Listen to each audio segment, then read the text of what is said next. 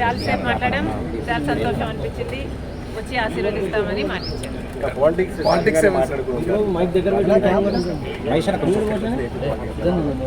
లేదమ్మా, actually mostly Rajasekhara Reddy గారి గురించే ఆయన ప్రస్తావించారు. ఇనీషియల్గా వాళ్ళు రాజకీయాలు మొదలుపెట్టినప్పుడు వాళ్ళిద్దరూ కలిసి ప్రయాణం చేశారు. పొద్దున్నుంచి సాయంత్రం వరకు వాళ్ళు కలిసే ఉన్నారు, జీప్లలో కలిసి తిరిగారు. ఇలాంటివన్నీ ఢిల్లీకి వెళ్ళారు. అప్పుడు చీఫ్ మినిస్టర్కి వాళ్ళిద్దరు కలిసి చేసిన ప్రయత్నాలు అయితేనేమి, ఇలాంటివన్నీ చెప్పుకుంటూ వచ్చారు. మేడం, కాంగ్రెస్ పార్టీలో మీ పాత్ర ఎలా ఉండబోతుంది? మీకు ఎటువంటి పదవి మీరు అనుకుంటున్నారు వస్తుందని చెప్పి వాళ్ళు కాంగ్రెస్ పార్టీ ఏ పదవి ఇవ్వాలి, ఏ బాధ్యతలు ఇవ్వాలి అనేది కాంగ్రెస్ పార్టీ ప్రెరోగేటివ్. కాంగ్రెస్ పార్టీలో because it is the largest secular party చేరడం జరిగింది.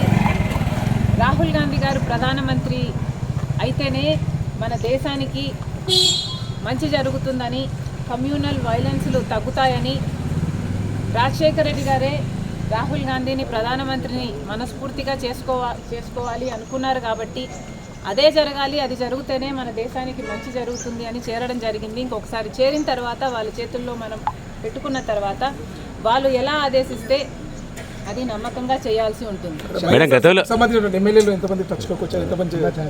ఈ అన్ని రాజకీయాలు ఎట్లా డెవలప్ అవుతాయి, నాకు ఏ బాధ్యతలు ఇస్తారు అన్న దాని మీద డిపెండ్ అయి ఉంటుంది. So we should all wait and see.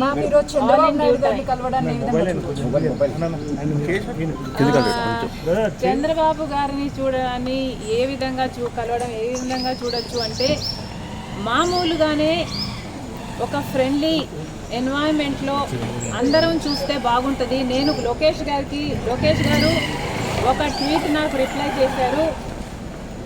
ఆ సందర్భాన్ని కూడా రాజకీయంగా చూడకండి. చంద్రబాబు గారికి ఒక క్రిస్మస్ కేక్ మాత్రమే పంపడం జరిగింది. ఒక కేకే కదండి, ఆ కేక్ క్రిస్మస్ కేక్. అంటే మేడం ఇప్పుడు ఈ చర్చ అంటే ఏంటంటే, ఆ కేక్ కూడా మేము ఒక చంద్రబాబు గారికే పంపలేదు. ఇక్కడ కేటీఆర్ గారికి, కవిత గారికి, హరీష్ రావు గారికి, ఇట్లాంటి వాళ్ళకు కూడా పంపడం జరిగింది. యాక్చువల్లీ ద బ్యాక్గ్రౌండ్ ఈస్, రాజకీయాలు అన్నది జీవితాలు కాదు, రాజకీయం అన్నది మా ప్రొఫెషన్. మేము ప్రజల కోసం చేస్తున్న ఒక సర్వీస్. ఆ క్రమంలో మేమందరము ఒకరిని ఒకరు మాటలు అనుకుంటుంటాం. మేము రాజకీయ ప్రత్యర్థులం కాబట్టి అనుకోవాల్సి వస్తుంది, అనాల్సి వస్తుంది. అలాంటి బిటర్ని ఒక పండగ వస్తేనో ఏదైనా పెళ్ళి వస్తేనో వాళ్ళకు ఒక కేక్ పంపిస్తే ఆన్ అ ఫ్రెండ్లీ నోట్, పర్సనల్గా బిటర్నెస్ ఉండకూడదు, అందరం ఫ్రెండ్లీగా ప్రజల కోసం పనిచేయాలి అన్నది కాన్సెప్ట్. ఇప్పుడు కూడా చంద్రబాబు గారిని పెళ్లికి మాత్రమే పిలవడానికి వచ్చాము. ఇది పొలిటికల్ కానే కాదు. చంద్రబాబు గారు ఒక తెలుగుదేశం పార్టీకి నాయకుడు, నేను కాంగ్రెస్ పార్టీలో ఒక కార్యకర్తను. మాకు రాజకీయంగా ఏ లావాదేవీలు ఉండదో, ఉండకూడదో, ఉండబోవు కూడా.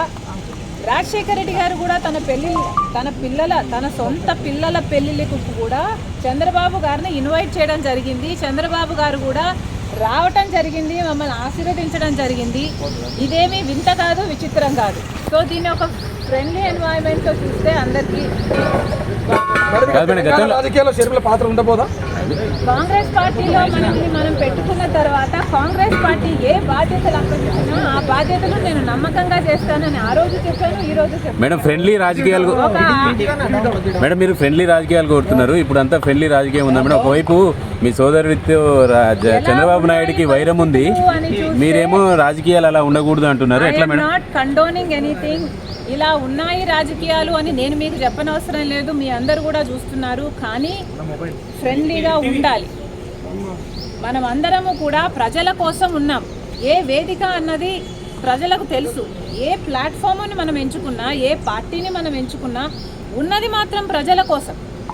సో ప్రజల కోసం నమ్మకంగా పనిచేద్దాం. పార్టీలు ఉన్నది, లీడర్లు ఉన్నది ప్రజల కోసం, స్వార్థం కోసం కాదు అన్నది నాది. చంద్రబాబు నాయుడు